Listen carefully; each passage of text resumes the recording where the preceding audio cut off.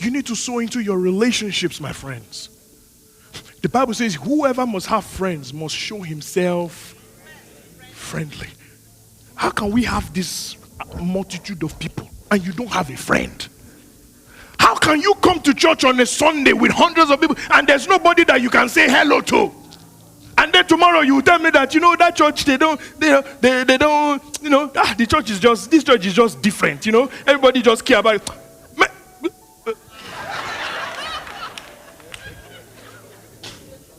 Exactly, that is what I wanted to say in English.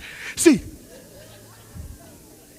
you have to sow into relationships. We all need each other. Go out of your way, say hello to some. Do you know that it doesn't cost you anything to smile? Do you realize? For some of you, do you realize you can do it like this? And it's free.